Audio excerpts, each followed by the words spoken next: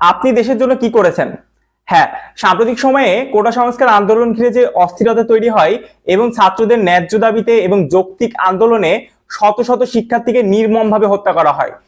তবে এই হত্যাকাণ্ডের পরেও চুপ ছিলেন বাংলাদেশের সবচাইতে বড় ইনফ্লুয়েন্সার সাকিব আল হাসান এবং মাশরাফি বিন মুর্তজা।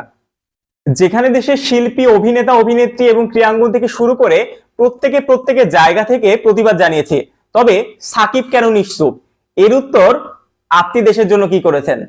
খুব রিসেন্টলি মাশরাফি বিন মুর্তজা একটা সাক্ষাৎকার দিয়েছেন এবং এই সাক্ষাৎকারে তিনি অনেক দুঃখ প্রকাশ করেছেন। তার অনেক কিছু করার ছিল, তিনি ছাত্রদের পাশে দাঁড়াতে চেয়েছিলেন, কিন্তু অনেক কথা চিন্তা করে তিনি দাঁড়াতে পারেননি। যারা মাশরাফি বিন মুর্তজার এই মায়াকান্না দেখে গলে গিয়েছেন তাদেরকে একটা কথা মনে করে দিতে চাই। এই আন্দোলনটা শুধু 36 দিনের কোটা আন্দোলন কিন্তু ছিল না। এই আন্দোলনটা ছিল 16 বছরের যত অনিয়ম, দুর্নীতি, লক্ষ লক্ষ কোটি টাকা পাচার, সবকিছুর বিরুদ্ধে, স্বৈরাচারের বিরুদ্ধে। তো আপনারা কি ভুলে গেছেন মাশরাফি বিন মুর্তজা 2018 সালে বাংলাদেশ ন্যাশনাল ক্রিকেট টিমের ক্যাপ্টেন থাকা অবস্থায় তিনি স্বৈরাচারী সরকারের পক্ষ হয়ে প্রথম নির্বাচনে অংশগ্রহণ করেন। 2014 সালে নাটকীয় নির্বাচনের পরেও তিনি কিভাবে একজন ন্যাশনাল ক্রিকেট টিমের ক্যাপ্টেন হয়েও 2018 সালের মতো নির্বাচনে তিনি অংশগ্রহণ করতে পারে। 2019 সালে মাশরাফি বিন মুর্তজার যে বিশ্বকাপের পারফরমেন্সটা ছিল, এটাও হয়তোবা আমি আপনি ভুলবো না। তিনি যদি এতই সাধু হয়ে থাকেন 2014 এবং 18-র এই জঘন্যতম নির্বাচনের পরেও তিনি কেন 2024 সালে নির্বাচন থেকে সরে দাঁড়ালেন না?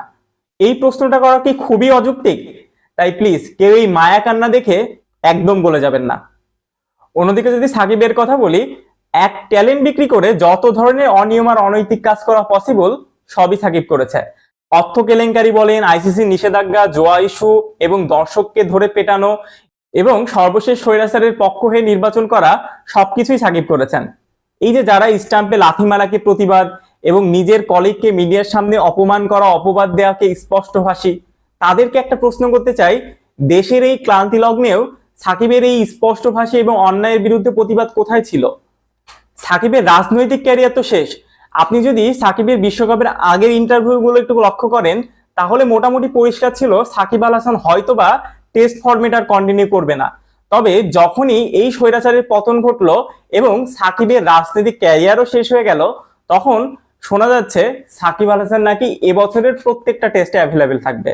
তার কারণটা সাকিব নিজেও জানে, তার একটা ভালো পারফরমেন্স তার সব ভক্তদের মুখে তালা লাগাতে পারে। কিন্তু আমি পরিষ্কারভাবে বলতে চাই, আমি দুঃখিত, কারণ আমি সাকিব আল হাসান এবং মাশরাফির অন্ধভক্ত ছিলাম।